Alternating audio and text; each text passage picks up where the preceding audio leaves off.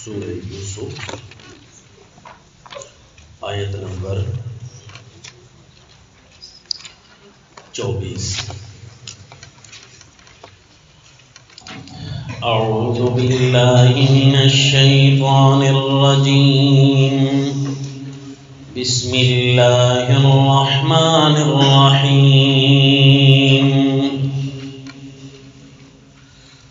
وَلَقَدْ هَمَّتْ بِهِ وَهَمَّ بِهَا لَوْلَا أَن رَّأَىٰ بُرْهَانَ رَبِّهِ كَذَٰلِكَ لِنَصْرِفَ عَنْهُ السُّوءَ وَالْفَحْشَاءَ إِنَّهُ مِنْ عِبَادِنَا المخلصین۔ وصلی اللہ علی النبی الکریم۔ سلسلہ قصص القرآن میں واقعات سیدنا یوسف علیہ السلام کا تسلسل جاری ہے۔ اللہ کے پیغمبر پیارے یوسف علیہ السلام مصر میں تھے جب بچپن سے لڑکپن سے جوانیوں کی منزل طے کرتے ہوئے اس مقام تک پہنچے کہ آپ کو اللہ تعالیٰ نے دانائی اور نعمت نبوت سے سرفراز کیا، تو یہ نبی کی روحانی ترقی کے منازل جاری تھے۔ پیارے پیغمبر کے ملأ اعلیٰ سے تعلق کہ عمدگیاں اور خوبصورتیاں جاری تھیں کہ وہاں پر شیطان نے اپنا زور دکھانے کی کوشش کی، اور شیطان ظاہر ہے جب نبی کے راستے پر آنا چاہے تو نقصان شیطان کا ہونا ہے، اسے رسوائیاں کس انداز میں ملنی ہیں اور شیطان نے کتنا ذلیل اور اپنے لیے بے عزتی کا سامان جمع کرنا ہے، وہ اللہ کریم موقع بموقع اسے دکھاتے جائیں گے۔ لہذا شیطان بڑا تجربہ کار ہو چکا ہے کہ اس نے بڑے بڑے تجربے کیے ہیں، بڑے بڑے اس نے مناظر دیکھے ہیں، سر توڑ کوششیں کر چکا ہے، بڑے بڑوں کے سامنے جرأت کرنے کی بھی اس نے کوشش کی ہے، شرارت کی ہے۔ اس کا مطلب ہے اب وہ بڑا ہوشیار ہو چکا ہوگا، کیونکہ جو دشمن ہوتا ہے وہ اپنے سامنے والے دشمن کے لیے جو تیاریاں کرتا ہے تو وہ ظاہر ہے اپنے پچھلے تجربات کو بھولتا تو نہیں ہے۔ انہی تجربات کے ہوتے ہوئے اس لعین کو اتنا نیک لوگوں سے ڈر ہونے لگ گیا کہ حتیٰ کہ امام الانبیاء صلی اللہ علیہ وسلم فرماتے ہیں کہ میرے فاروق اعظم جس راستے پر آ رہے ہوں شیطان ڈر کر وہ راستہ بھی چھوڑ جاتا ہے، کیونکہ اسے کئی موقعوں پر ایسی ذلتیں اور رسوائیوں کا سامنا ہو چکا ہے اور مزید اب وہ گھبراتا ہے۔ شیطان اپنی بے عزتی سے بڑا ڈرتا ہے، یہ یاد رکھنا۔ یہ قرآن پاک کئی مقامات پر دکھاتا ہے، جب کوئی شیطان کی بے عزتی کرے نا اس سے شیطان بڑا ڈرتا ہے، بڑا گھبراتا ہے۔ اسی لیے رسول اللہ صلی اللہ علیہ وسلم نے فرمایا کہ یہ نہ کہا کرو کہ جب شیطان تمہیں ورغلائے تو تم یہ نہ کہا کرو کسی تکلیف میں پڑ کر کہ شیطان بڑا ظالم ہے، بڑا بدبخت ہے، اس نے یہ کام کیا۔ اس سے وہ بڑا ہونے لگ جاتا ہے، خوش ہونے لگ جاتا ہے کہ مانو تو صحیح نا، پھر مجھے میں نے تمہیں نقصان تو دے دیا ہے نا، میں دشمن کو پرسکون تو رہنے نہیں دیتا، مانو تو صحیح نا۔ اس سے وہ بڑا ہو جاتا ہے۔ یہ نہ کہا کرو بلکہ تم استغفار کیا کرو، اللہ تعالیٰ کے قریب آنے کی اور کوشش کیا کرو۔ حتیٰ کہ ایک روایت میں ہے کہ جب شیطان تمہیں وسوسے ڈالے تو تم یہ کہا کرو الحمدللہ کہ اللہ تعالیٰ نے میرے ذہن میں ایک ایسی بری بات شیطان کے مقابلہ کرنے والی ڈالی ہے کہ شیطان برا خیال ڈالتا ہے اور میں اس برے کو برا سمجھتا ہوں۔ اس لیے کہا کرو الحمدللہ، تو اس سے شیطان کو بڑی بے عزتی ہوتی ہے کہ میرا مشن ناکام ہو رہا ہے، تو لہذا بھاگنے کی وہاں سے کوشش کرتا ہے۔ تو سیدنا فاروق اعظم رضی اللہ تعالی عنہ کی اس روایت کو دیکھ کر یہ خدشہ نہ ہونے پائے کہ پیارے فاروق اعظم کو تو دیکھ کر وہ گھبرا جاتا ہے اور پیارے یوسف علیہ الصلوۃ والتسلیم کے راستے پر روڑے اٹکانے کی کوشش کر رہا ہے۔ حالانکہ حضرت فاروق اعظم رضی اللہ تعالیٰ عنہ درجے میں کم ہیں، صحابی ہیں، اور پیارے یوسف علیہ الصلوۃ والتسلیم تو پیغمبر ہیں۔ اس کا جواب یہ ہے کہ شیطان کو جتنے تجربات اور مشاہدات سے گزرنا تھا نا، وہ انہی تجربات اور مشاہدات سے گزرنے کی جرأتیں کر رہا ہے۔ براہ راست انبیاء کے راستے پر نہیں آتا، بلکہ انبیاء کے راستے میں دوسروں کو لانے کی کوشش کرنے اس نے پرانا وتیرہ ہے اس کا۔ لہذا شیطان کو جس منہ کی کھانی پڑی، بڑے بڑے شیطان کی جو بے عزتیوں اور توہین ہیں، ان میں سے ایک یہ بھی مقام ہے جو اللہ کریم نے پیارے یوسف علیہ الصلوۃ والتسلیم کی شان نبوت پہ ارشاد فرمایا کہ گزشتہ میں آپ سن چکے کہ سیدنا یوسف علیہ الصلوۃ والتسلیم نے گناہ کی دعوت پر کتنے پرزور انداز سے جملہ ارشاد فرمایا تھا، معاذ اللہ انہ ربی احسن مثواي انہ لا یفلح الظالمون۔ اللہ کی پناہ، بادشاہ میرے گھر میں مجھے رکھ کر کتنی میری اس نے عزت کی ہے، کتنا مجھے اس نے مقام دیا ہے، آج میں اس کے گھر کے ساتھ معاذ اللہ تعالیٰ بچائے، انہ لا یفلح الظالمون، یہ ظلم ہے اور ظالم کبھی کامیاب نہیں ہوتے۔ یہ جملہ ارشاد فرمایا۔ اب زبان نبوت پیارے یوسف علیہ الصلوۃ والتسلیم یہ جملہ ارشاد فرما کر راستہ آپ نے تبدیل کر دیا اور وہاں سے جانے لگے۔ یہاں پر قرآن جو ہے اس مقام کی سختی اور عام آدمی کے لیے اس مقام پر اپنے ایمان کو لرزا دینے کی کیفیت جو قرآن نے بیان کی ہے، اس کے لیے اسپیشل ایک آیت ارشاد فرمائی۔ چنانچہ فرمایا کہ مقام کتنا سخت تھا۔ اعوذ باللہ من الشیطان الرجیم، بسم اللہ الرحمن الرحیم، وَلَقَدْ هَمَّتْ بِهِ وَهَمَّ بِهَا لَوْلَا رَأَىٰ بُرْهَانَ رَبِّهِ كَذَٰلِكَ لِنَصْرِفَ عَنْهُ السُّوءَ وَالْفَحْشَاءَ إِنَّهُ مِنْ عِبَادِنَا الْمُخْلَصِينَ وَلَقَدْ هَمَّتْ بِهِ، پورے تاکید کے ساتھ لام اور قد لگایا ہمت کے لفظ کے ساتھ، لیکن ہمہ کے لفظ کے ساتھ تاکید بھی نہیں ہے، اور بلکہ اس کو کمزور کرنے کے لیے اسے جزا بنایا گیا ایک شرط کے ساتھ۔ چنانچہ عربی پڑھنے والے واقف ہیں کہ وَلَقَدْ هَمَّتْ بِهِ، وہ عورت پختہ ارادہ کر چکی تھی حضرت یوسف علیہ السلام کے ساتھ برائی کی دعوت دینے کا۔ وَهَمَّ بِهَا لَوْلَا أَرَّأَىٰ بُرْهَانَ رَبِّهِ، یہاں باذوق معنی کرنا ہے جی پوری آیت کو ملا کر۔ وَهَمَّ بِهَا لَوْلَا أَرَّأَىٰ بُرْهَانَ رَبِّهِ، اگر نہ ہوتی برہان والی شخصیت، عام کوئی ہوتا تو وہ بھی ارادہ کر لیتا۔ اگر برہان والی شخصیت نہ ہوتی، مقام کسی عام آدمی کا ہوتا، خالی از برہان ہوتا تو وہ بھی اس مقام پر ارادہ کر لیتا، کیونکہ حضرت یوسف علیہ السلام تو برہان والی شخصیت ہیں۔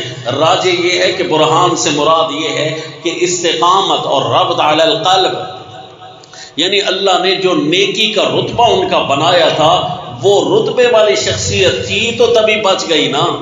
اگر وہ رتبے والی شخصیت نہ ہوتی، خالی از برہان، خالی از ربط قلب ہوتی، دل کی کیفیت ان کی کمزور ہوتی، کوئی اور شخصیت ہوتی، نعوذ باللہ اس مقام پر وہ بھی ارادہ کر لیتا۔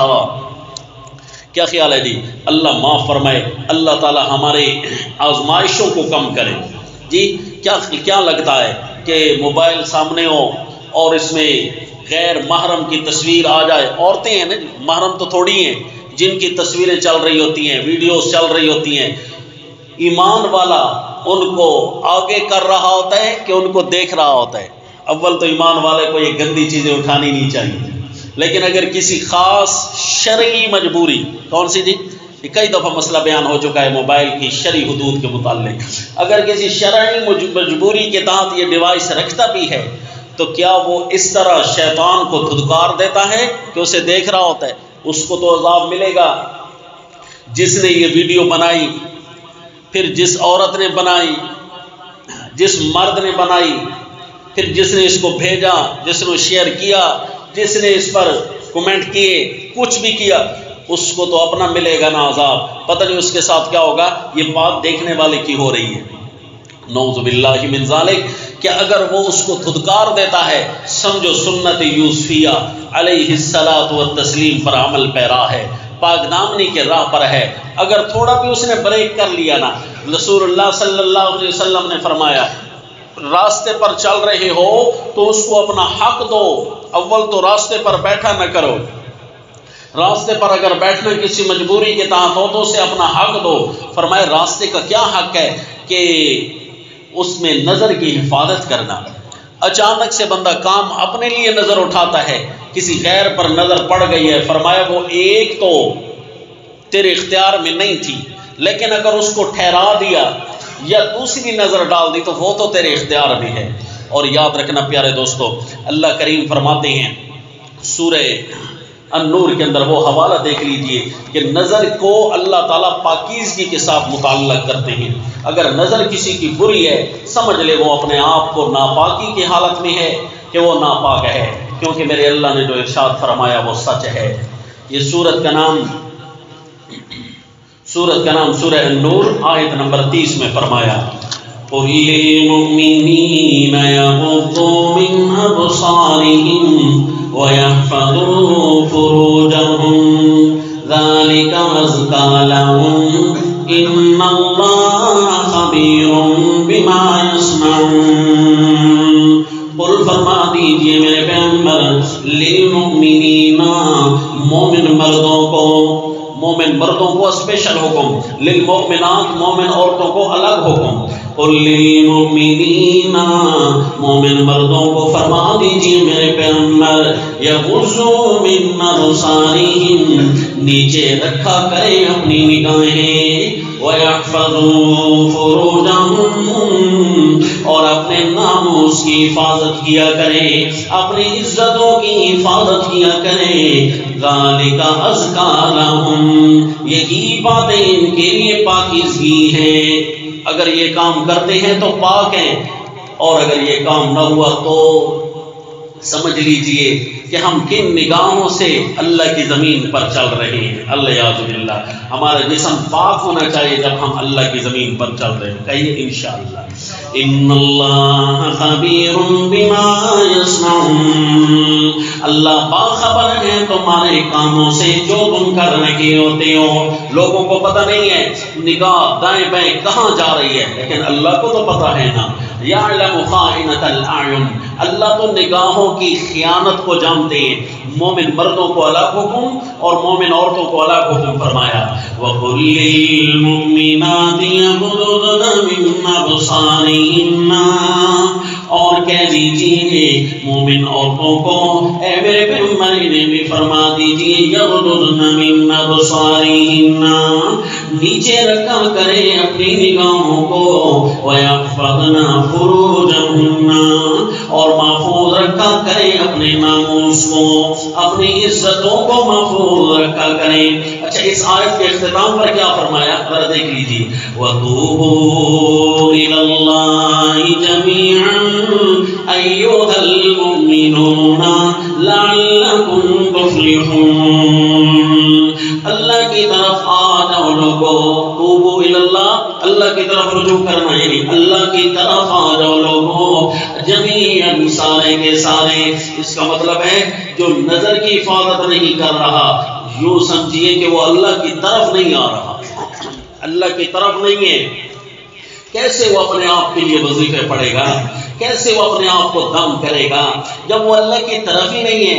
اللہ کریم فرماتے ہیں میری طرف آ جاؤ۔ نظر کی آیتوں کے بعد اللہ نے فرمایا وَتُوبُوا إِلَى اللَّهِ جَمِيعًا، اور یاد رکھنا یہ اللہ مومنوں کو حکم کرتے ہیں، اسپیشل فرماتے ہیں یہ حکم تمہارے لیے، أَيُّهَا الْمُؤْمِنُونَ، اے مومنوں تمہارے لیے حکم ہے، اللہ کی طرف آ جاؤ، میری طرف آ جاؤ۔ وَتُوبُوا إِلَى اللَّهِ جَمِيعًا أَيُّهَا الْمُؤْمِنُونَ لَعَلَّكُمْ تُفْلِحُونَ۔ رسول اللہ صلی اللہ علیہ وسلم نے فرمایا، بخاری شریف میں ہے کہ اگر بغیر کسی گواہی کے رجم کرنا جائز ہوتا نا، ایک پتھر مار مار کر سنسار کر دینا کسی زانی یا زانی مرد زانی عورت کو، تو فرمایا اگر بغیر گواہی کے، بخاری شریف میں بغیر گواہی کے کسی کو سنسار کرنا جائز ہوتا نا، تو پہلی ایک عورت تھی جس کے اسلام کا بھی پتہ نہیں ہے لیکن اپنے آپ کو مسلمانوں کے گھر میں رکھتی تھی، اور اس نے غلط کاری کی۔ اللہ کے نبی نے فرمایا غصہ تو مجھے بڑا آیا کہ میرے اسلام کو، جس اسلام کے لیے میں مارے کھا کر مکہ سے یہاں مدینہ پہنچا ہوں، یہاں رہ کر جس نے بدکاری کی ہے، دل تو کرتا ہے بغیر اگر گواہی کے مارنا جائز ہوتا تو اس میں فوراً سنسار کر دیتا۔ وَتُوبُوا إِلَى، لیکن اللہ نے قانون بنایا ہے گواہی پوری ہونی چاہیے۔ وَتُوبُوا إِلَى اللَّهِ جَمِيعًا أَيُّهَا الْمُؤْمِنُونَ لَعَلَّكُمْ تُفْلِحُونَ، اے مومنوں اللہ کی طرف آ جاؤ سارے کے سارے تاکہ تم کامیاب ہو جاؤ۔ اس کا مطلب ہے اگر کامیابی چاہنی ہے نا تو سب سے پہلے نظر کی حفاظت۔ یہ وہ گناہ ہے جو اس وقت امت میں 99% رائج ہے۔ اللہ یاد رکھے، کسی گناہ کی اپروچ کہاں تک ہے، کسی کی کہاں تک ہے، ایسا گناہ جس میں نمازی بھی شریک ہو، اللہ یاد باللہ، ایسا گناہ جس میں بے نمازی بھی شریک ہو، ایسا گناہ جس میں عالم بھی شریک ہو، غیر عالم بھی شریک ہو، جس میں بڑے بڑے رتبے والے، یہ موبائل جو ہر ایک کے پاس ہے، اللہ تعالیٰ معاف فرمائے۔ سمجھو نظر کی حفاظت ضروری ہے۔ پیارے آقا امام الانبیاء صلی اللہ علیہ وسلم نے بڑے خوبصورت الفاظ میں ارشاد فرمایا کہ اگر نظر کی ضمانت مجھے دے دو نا، میں تمہیں جنت لکھ دیتا ہوں، صلی اللہ علیہ وسلم۔ لکھ دیتا ہوں یعنی ضمانت دیتا ہوں۔ ضمانت ایک ہے نا لکھ دینا، ایک ہے اس سے بھی بڑا کہ اگر کوئی تمہیں نہیں دے رہا ہوگا تو میں لے کر دوں گا، یہ ہے ضمانت کا یہی معنی ہوتا ہے، صلی اللہ علیہ وسلم۔ اس لیے اگر ولایت کے رتبے میں قدم رکھنا ہے نا، اور آپ چاہتے ہیں کہ ہم متصوف جس کو کہتے ہیں، یا سنت پر عامل جسے کہتے ہیں کہ میں نے اللہ کی طرف آنا ہے اور اللہ والوں کی زندگی میں نے قدم رکھنا ہے اور اس نظام میں قدم رکھنا ہے، تو سب سے پہلے اپنے آنکھ پر پابندی لگائیں۔ اور اس کا فائدہ کیا ہوگا؟ اس کے فائدے گنوائے نہیں جا سکتے، اتنے فائدے ہوں گے۔ نظر استعمال کرنے کا کوئی فائدہ ہے؟ کوئی فائدہ نہیں۔ بالفرض اگر نظر کو غلط استعمال کر لیا کیا ہو جائے گا؟ کچھ مل جائے گا؟ ملے گا تو کچھ نہیں، بنسبت اس کے کہ گناہ گلے پڑ گیا۔ لیکن اگر کوئی نظر کا غلط استعمال نہ کرے، جو فوائد ہیں وہ اس سے زیادہ ملیں گے۔ آخر میں امام الانبیاء صلی اللہ علیہ وسلم کے یہ فرمان طیب بھی سن لیجیے۔ پیارے نبی نے ارشاد فرمایا سب سے خطرناک، سب سے نقصان دہ فتنہ، 3 قسم کے لفظ حدیث میں، سب سے بڑا فتنہ، سب سے نقصان دہ فتنہ، سب سے خطرناک فتنہ، سب سے بڑا فتنہ دجال کا ہے، اور سب سے نقصان دہ فتنہ فرمایا الائمۃ المضلین، گمراہ کرنے والے لیڈر، گمراہ کرنے والے اگوان۔ ایک ہے سب سے بڑا فتنہ دجال کا، سب سے خطرناک فتنہ الائمۃ المضلین کا، گمراہ کرنے والے لیڈر۔ لیکن سب سے نقصان دہ فتنہ، اس کے لیے لفظ ہے اضر، سب سے نقصان دہ فتنہ وہ امت کے مردوں پر عورتوں کا فتنہ ہے۔ میری امت کے مردوں پر سب سے نقصان دہ فتنہ جو آئے گا، بڑا تو دجال کا ہے لیکن وہ بھی اتنا نقصان دہ نہیں، خطرناک تو گمراہ کرنے والے جھوٹے مولوی اور جھوٹے پیروں کا ہے، الائمۃ المضلین، گمراہ کرنے والے وہ۔ لیکن نقصان جس میں سب سے زیادہ ہوگا وہ اس میں ہوگا کہ میری امت کے مردوں پر عورتوں کا حملہ ہوگا۔ اور النساء حبائل الشیطان، فرمائے شیطان کی رسیاں ہیں۔ شیطان کسی کو گرفتار کرتا ہے تو اس کی امانت دیانت کو اس انداز میں کہ اس کی پاک دامنی کو پہلے ٹٹولتا ہے۔ اللہم حفظنا من، اللہ ہم سب کو محفوظ رکھے۔ اور میں نے اپنے ساتھیوں کو یاد کروایا ہوا ہے کہ کم از کم بندہ دعا تو مانگے، دعا بھی مانگتا رہے۔ اس کے لیے ایک وظیفہ پاک دامنی کا عرض کیا تھا، یا اللہ یا رشید، یہ اللہ تعالیٰ کے اسماء عظمیٰ ہیں، اللہ تعالیٰ کے بڑے نام ہیں، اس ناموں سے اللہ تعالیٰ کو پکارا جائے، یا اللہ یا رشید، تو انشاءاللہ پاک دامنی ہاتھ سے نہیں جانے پائے گی۔ تو فرمایا کذالک لنصرف عنہ السوء والفحشاء، اسی طرح ہم نے پھیرا اس نافرمانی کو، السوء اس غلطی کو، نافرمانی کو جو اپنے آقا کے حق میں انجام ہوتی۔ پھر یوسف علیہ السلام جن کے گھر میں رہ رہے تھے، آخر ان کے احسان کے ساتھ تو برائی نہیں نہ کرنی تھی، فرمایا کہ السوء اپنے آقا کی نافرمانی کو ہم نے ان سے ہٹایا، والفحشاء اور گناہ بدکاری جو اللہ کے حق کی نافرمانی تھی اللہ نے اس کو بھی ہٹا دیا۔ کیا ہی پیارا انداز ہے کہ حضرت یوسف علیہ السلام تو ان چیزوں سے دور تھے ہی، آپ تو دور تھے، لیکن برائی کو ہم نے ہٹایا کہ پیارے یوسف کے قریب بھی نہ آنا۔ یہ نہیں کہ ہم نے حضرت یوسف علیہ السلام کو ہٹایا تو اس کو جاتا ہے جو وہاں پہنچا ہوا ہو، پیارے یوسف علیہ السلام کو نہیں ہٹایا کیونکہ وہ تو وہاں گئے ہی نہیں، وہاں تو ان کا خیال ہی نہیں ہے۔ قرآن کی جو لفاظی ہے وہ بھی بڑی عمدہ ہے، فرمایا کذالک لنصرف عنہ السوء والفحشاء، اسی طرح ہم نے حضرت یوسف علیہ السلام سے ہٹا دی چھوٹی غلطی اور بڑی غلطی۔ کیوں؟ انہو من عبادنا المخلصین، جملہ تعلیلیہ ہے، کیوں؟ اس لیے کہ وہ ہمارے چنے ہوئے بندوں میں سے تھے۔ یہی انداز رب کریم نے صحابہ اکرام کے لیے ارشاد فرمایا۔ مثلا دیکھ لیجئے سورہ الحجرات 26واں پارہ سورہ الحجرات، صحابہ اکرام کے لیے اللہ کریم فرماتے ہیں اتنا عمدہ شخصیات ہیں، گناہوں سے اتنے محفوظ ہیں، انبیاء گناہوں سے معصوم ہیں، صحابہ گناہوں سے محفوظ ہیں کہ الزمہم کلمۃ التقوی وکانوا احق بہا واہلہا، لیکن کہ ہم نے کلمہ تقوی ان پر لاگو کر دیا، جہاں صحابہ ہوں گے وہاں تقوی ضرور ہوگا۔ اس لیے اللہ کریم نے ایک بڑی عمدہ لفاظی صحابہ اکرام کے لیے ارشاد فرمائی۔ یہ سورت کا نام سورہ الحجرات آیت نمبر 7 فرمایا، وَاعْلَمُوا أَنَّ فِيكُمْ رَسُولَ اللَّهِ لَوْ يُطِيعُكُمْ فِي كَثِيرٍ مِّنَ الْأَمْرِ لَعَنِتُّمْ وَلَكِنَّ اللَّهَ حَبَّبَ إِلَيْكُمُ الْإِيمَانَ۔ جو بھی صحابہ اکرام کی غلطیاں ٹٹولنے کے لیے روایتیں آپ کے سامنے پڑھے نا، اول تو وہ کوئی روایت ذرا سے خالی نہیں ہوگی، لیکن اگر کوئی غلطیاں لے کر بھی آئے کہ صحابہ گناہ کرتے تھے نعوذ باللہ، تو آپ یہ آیت پڑھیں، وَلَكِنَّ اللَّهَ حَبَّبَ إِلَيْكُمُ الْإِيمَانَ، لیکن اللہ نے تمہارے لیے ایمان کو پسند کر دیا ہے صحابہ، وَزَيَّنَهُ فِي قُلُوبِكُمْ، اور اس ایمان کو تمہارے دلوں میں اللہ نے مزین کر دیا ہے، خوبصورت جما دیا ہے، وَكَرَّهَ إِلَيْكُمُ الْكُفْرَ وَالْفُسُوقَ وَالْعِصْيَانَ، اور اللہ نے کفر کو تمہارے لیے ناپسند کر دیا ہے۔ تم تو کفر کو ناپسند کرتے ہو نا، کفر کو بھی اللہ نے تمہارے لیے ناپسند کر دیا ہے۔ تم تو کفر سے بچے ہوئے ہو لیکن کفر بھی تمہارے قریب نہیں آئے گا۔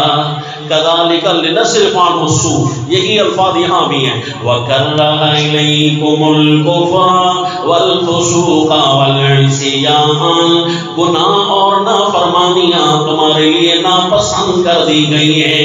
گناہ اور نافرمانیاں بھی تمہارے قریب نہیں آئیں گی، تم تو گناہ کے قریب نہیں جاؤ گے لیکن نافرمانیاں بھی تمہارے قریب نہیں آئیں گی۔ اس لیے سارے صحابہ پاک ہیں، سارے صحابہ حق چار یار نہیں بلکہ حق سب یار، حق چار بھی حق ہیں، سب بھی حق ہیں جی۔ اور قرآن کہتا ہے اولئک مبرؤون مما یقولون، صحابہ بری ہیں ہر قسم کے اعتراض سے۔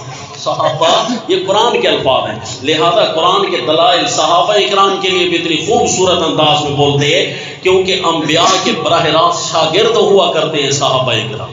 تو انبیاء کا جب یہ مقام ہے تو شاگردوں میں بھی وہی اعلیٰ مقام انبیاء کے کمال نے پیدا کر دیا ہے ان کے اندر. فرمایا كَذَلِكَ لِنُصْرِفَ عَنْهُ السُّوءَ وَالْفَحْشَاءَ إِنَّهُ مِنْ عِبَادِنَا الْمُخْلَصِينَ. پتہ نہیں آپ روایت سمجھی ہے کہ نہیں، اولئک مبرؤون کی ایک دفعہ ذرا دکھا لوں تاکہ آپ کے ذہن میں راسخ ہو جائے کہ شاگردان نبوت بھی کس مقام پر ہیں. دیکھیں بہتان تو لگا تھا پیاری ام المومنین امی عائشہ صدیقہ طیبہ طاہرہ رضی اللہ تعالیٰ عنہ پر، بہتان تو ان پر لگا تھا، لیکن ان کی برات کے لیے اللہ نے جو آیت نازل فرمائی تھی نا، یہ سورہ النور آیت نمبر 26، الخبیثات للخبیثین والخبیثون للخبیثات والطیبات للطیبین والطیبون للطیبات، یہ برات ام المومنین کی آیت ہے. اب یہاں یہ ہوتا اللہ فرماتے ہیں کہ عائشہ گناہوں سے بری ہے، اس غلطی سے بری ہے، یہ اللہ تعالیٰ فرماتے ہیں. برات کا موقع تو ہے ام المومنین سیدہ امی عائشہ رضی اللہ تعالیٰ عنہا کا، لیکن قربان جاؤں قرآن کے سمجھانے پر کہ برات کرنی تھی ام المومنین کی، اللہ کریم نے سارے صحابہ کی برات بیان فرما دی. یہ فرمایا اولئک مبرؤون مما یقولون، اولئک مبرؤون مما یقولون. صرف ایک عائشہ نہیں بلکہ تمام شاگردان نبوت پاک ہیں. اولئک مبرؤون، یہ قرآن کے لفظ ہیں جی، کوئی ضعیف روایت نہیں، اس پر کوئی جرح نہیں. تاریخ کہتی ہے صحابہ ایک دوسرے کے ساتھ لڑے تھے، نعوذ باللہ گناہ ہے. تاریخ کہتی ہے ایک دوسرے کو مارا تھا، گناہ ہے. تاریخ کہتی ہے صحابہ نے ایک دوسرے کو ذبح کیا تھا، نعوذ باللہ، 70,000 صحابہ کو مارا تھا. انا للہ و انا الیہ راجعون. تاریخ یہ کہتی ہے، کیا یہ گناہ نہیں ہے؟ تاریخ اگر صحابہ کے گناہ گنوائے تو آپ نے کیا کہنا ہے؟ اولئک مبرؤون، صحابہ پاک ہیں. یہ اللہ انہوں نے زمانہ جاہلیت بھی تو گزارا ہے نا، اتنی کمزوری تو ہے. فرمایا لہم مغفرہ، میں اللہ نے معاف کر دیا ہے. اگر وہ زمانہ جاہلیت میں نبی کے ساتھ لڑے بھی ہیں نا، میں اللہ نے انہیں معاف کر دیا ہے. اب تو شاگرد بن چکے ہیں. لہم مغفرۃ، اچھا ہو سکتا ہے آئندہ مرتد ہو جائیں، نعوذ باللہ. ایک فرقہ کہتا ہے صحابہ پاک میں بھی تو ایمان سے پھر سکتے ہیں. قرآن نے یہاں بھی بریک لگا دی ان کی. فرمایا ورزق کریم، ان کے لیے عزت کی روزیاں تیار ہیں. اللہ ان کے لیے عزت کی روزیاں تیار کر کے بیٹھا ہو. اللہ کو پتہ نہیں ہے کہ میں جی مہمان کے لیے تیاری کر کے بیٹھا ہوں جی، اور میرے مہمان آئے ہی نہیں، میں اس لیے بیٹھ جاؤں گا جی کیونکہ مجھے پتہ جو نہیں ہے کہ پتہ نہیں مہمان ان کا کوئی ارادہ تبدیل ہو جائے. لیکن اللہ نے تو عزت کی روزیاں تیار کر کے رکھی ہیں. اب اللہ کو پتہ نہیں تھا کہ یہ نعوذ باللہ ایمان سے ہاتھ دھو جائیں گے تو میں کیوں ان کے لیے جنت کے گھر بناؤں؟ نہ جنا، سارے صحابہ پاک ہیں. کہیے سارے صحابہ پاک ہیں. معیار ایمان ہے، قرآن پاک میں آیا، معیار حق بھی ہے، معیار ایمان بھی ہے. آئیے جی، جہاں نبوت کا مقام ہے وہاں شاگردان نبوت کو بھی اللہ نے پیچھے نہیں رکھا. وہاں اللہ تعالیٰ نے نبوت سے حاصل کرنے والے سبق کے عین جو عملی تصویر تھے وہ صحابہ کرام تھے، کیونکہ نبوت سے انہوں نے سبق پڑھائے تھے کہ نبی کے لیے مقام یہ ہے کہ گناہوں سے ایسی نفرت ہے کہ گناہوں کا سوچتے ہی نہیں ہے، بلکہ گناہوں کو سوچنا پڑتا ہے کہ میں صحابہ کے قریب بھی نہ جاؤں، نبی کے قریب بھی نہ جاؤں. اب یہاں پر یہ ہو رہا تھا، اللہ فرماتے وہ تو چنے ہوئے آدمی تھے. انہم من عبادنا المخلصین، بے شک وہ صحابہ وہ پیغمبر پیارے یوسف علیہ السلام والتسلیم ہمارے چنے ہوئے بندوں میں سے تھے. واستبق الباب وقدت قمیصه من دبر، دونوں دوڑے دروازے کی طرف. پیارے یوسف علیہ السلام نے جلدی کی، آپ بڑے وقار اور عظمت سے دروازے کی طرف کہ یہاں گند ہے اور گند والی جگہ پر نبی رہتے نہیں ہیں. وہیں سے آپ تشریف لے جانے لگے تو پیچھے وہ عورت بھی آئی، اس نے کپڑے کو کھینچا. وقدت قمیصه من دبر والف یا سیدھا لدى الباب، قمیص کو پھاڑ ڈالا اس نے پیچھے سے، کھینچا جو صحیح نا. اللہ کے نبی اس کا مطلب ہے گناہ کی جگہ سے زور لگا کر آگے نکل جاتے ہیں. وَأَلْفَ يَا سَيِّدَهَا لَدَى الْبَابِ، دونوں نے پا لیا اس عورت کے میاں کو، اس کے شوہر کو دروازے کے پاس۔ تو اچانک کی کیفیت تھی، گھبرا جانا چاہیے تھا اس عورت کو کیونکہ اس کے دل میں گناہ تھا، لیکن اتنی شاطر اور چلاک تھی کہ اچانک کی کیفیت کو بھی بڑے عجیب طریقے سے ہینڈل کر رہی ہے، اپنے حق میں لے کر آ گئی۔ اچانک والی کیا بندہ گھبرا جاتا ہے نا، جو چور ہوتا ہے اندر کا تو گھبرا جاتا ہے فوراً ایسی کیفیت کو دیکھ کر، لیکن وہ ایسی کوئی چلاک اور شاطر دماغ کی تھی کہ فوراً معاملے کو ہینڈل کر لیا۔ کیا کہتی ہے؟ کہتی ہے جی قالت ما جزاء من اراد باهلك سوءا الا ان يسجن او عذاب الیم۔ کیا سزا ملنی چاہیے ایسے آدمی کو جو آپ کے گھر والوں کے ساتھ یہ برا کر رہا ہے؟ میں تو یہ کہتی ہوں اسے جیل بھیج دو، او عذاب علیم، ایسے کوئی اور دردناک سزا دینی چاہیے۔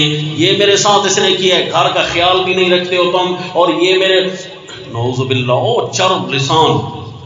کیوں جی کہ پیارے یوسف علیہ الصلوۃ والتسلیم حالانکہ گھبرا جاتی ہیں نا، اللہ کے نبی کو اس نے دھوکہ دینے کی کوشش کی ہے اور یہاں پر گھبرائی ہوئی ذرا بھی نہیں ہے، جیسے بھی دیکھا معاملے کو فوراً ہینڈل کر لیا۔ اور قربان جاؤں زبان نبوت پر، پیارے یوسف علیہ السلام نے فرمایا قال ہی راودتنی عن نفسی، فرمایا پیارے یوسف، ایک ہی جملہ پیارے یوسف علیہ السلام نے فرمایا کہ یہ چاہتی تھی، اس نے خواہش کی تھی کہ نہ تھاموں میں اپنے آپ کو۔ بڑا پیارا معنی کیا حضرت شیخ الہند رحمہ اللہ نے، بڑا لفظی اور عربی محاورے کے بالکل عین مطابق عام کا ترجمہ وغیرہ وغیرہ پورے لفظ کی انہوں نے ترجمانے کی کوشش کی ہے کہ اس نے خواہش ظاہر کی تھی کہ نہ تھاموں میں اپنے آپ کو، یہ چاہتی تھی برا کرنا۔ قال ہی راودتنی عن نفسی، کہاں اس عورت کی چرب زبانی، کہاں اس کا بیوی بادشاہ کی بیوی ہونا، کہاں اس کا ملکہ ہونا، اپنا جاہ و جلال رکھنا، وہ ایک طرف، اور کہاں پیارے جملے، پیارے یوسف علیہ السلام کا ایک پیارا سا جملہ۔ یہ چھوٹا جملہ تھا، لیکن اگر جملہ چھوٹا تھا لیکن جوانی ابھی اسی گھر میں گزر رہی تھی، زندگی کی بہاریں بھی اسی گھر میں گزر رہی تھی۔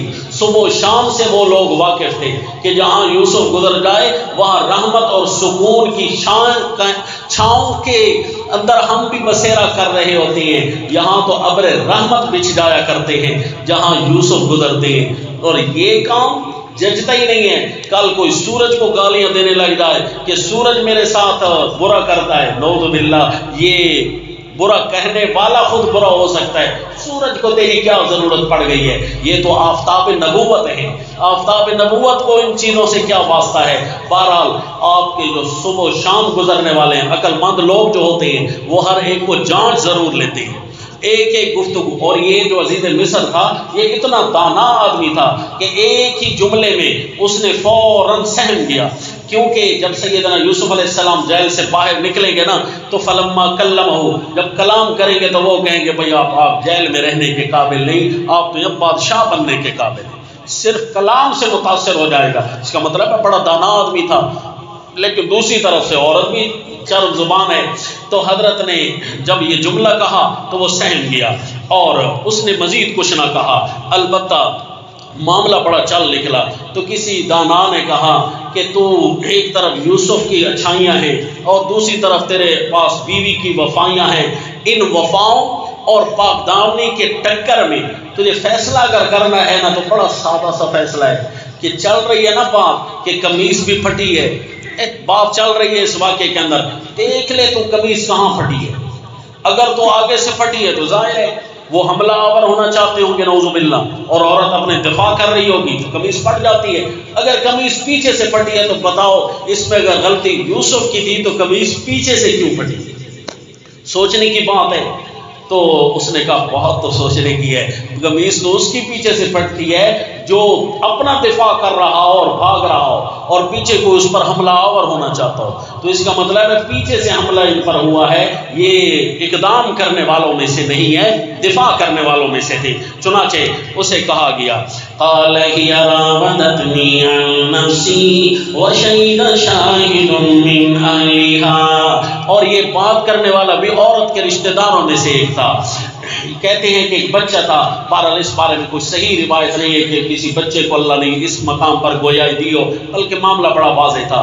گواہی دی گواہی دینے والے نے، بیان کیا بیان کرنے والے نے، وشہد شاہد من اہلها، بیان کیا بیان کرنے والے نے عورت کے رشتہ داروں میں سے، ان کان قمیصہ قد من قبل، کہ اگر اس کے قمیصوں کی آگے سے پھٹی ہوئی، فصدقت، تو عورت سچی ہے، وہو من الکاذبین، اور ہے وہ جھوٹوں میں سے، وَإِن كَانَ قَمِيصُهُ قُدَّ مِن دُبُرٍ، اگر وہ قمیص ہوئی پیچھے سے پھٹی ہوئی، فَكَذَبَتْ وَهُوَ مِنَ الصَّادِقِينَ، تو سچ سمجھ لینا کہ عورت ہے جھوٹی اور وہ ہے سچوں میں سے۔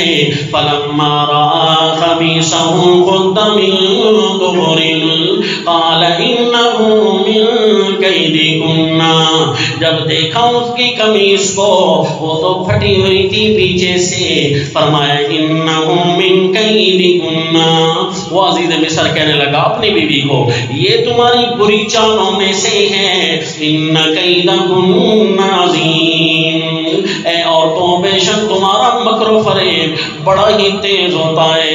کہاں پورے ملک کو چلانے والا، اور تو نے میرے دماغ کو بھی بند کر دیا ہے، تمہارا مکر تو اتنا بڑا ہے، میں پورے ملک کو چلاتا ہوں، بادشاہ ہوں، لیکن میرے دماغ پر بھی تو نے قبضہ کر لیا ہے اپنی زبان چلا کر۔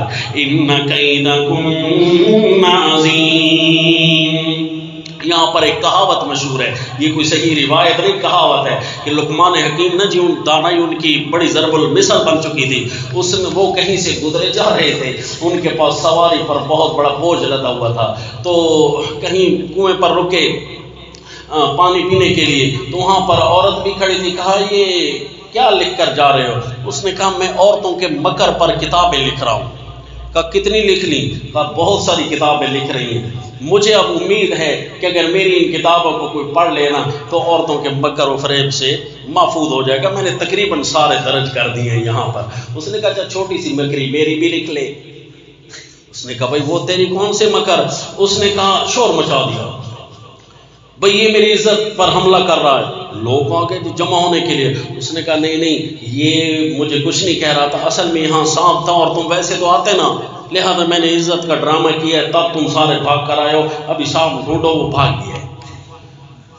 تو کہتے ہیں کہ لقمان حکیم نے کہا بھئی یہ کتابیں بھی تم لے لے، یہ سواری بھی تیری، میں نہیں مکروں کو لکھ سکتا، کیونکہ اللہ کے قرآن نے جو کہہ دیا ان کیدکن عظیم، شیطان کے مکر کے بارے میں تو فرمایا ان کید الشیطان کان ضعیفا، شیطان کا جو مکر ہے وہ تو ضعیف ہے، اور ان کے مکر کے بارے میں فرمایا ان کیدکن عظیم، تمہارا مکر و فریب ہوتا ہے بہت بڑا۔ اور رسول اللہ صلی اللہ علیہ وسلم نے فرمایا اگرچہ ناقصات العقل ہے، عقل ابھی بھی تھوڑا ہے، لیکن اذهب للب رجل حازم، کہ ایک انتہائی ہوشیار چلاک مرد ہوتا ہے نا، اس کو بھی انگلیوں پر نچانا جانتی ہے جی، لہذا اگر وہ اپنی عظمت کو بچا کر رکھتا ہے اور اس کو محفوظ رکھتا ہے تو پھر تو وہ عورت پر حکمرانی کر سکتا ہے، لیکن اگر اپنی عقل کو عورت کے تابع کر دے تو ظاہر ہے پھر عورت نے ان کیدکن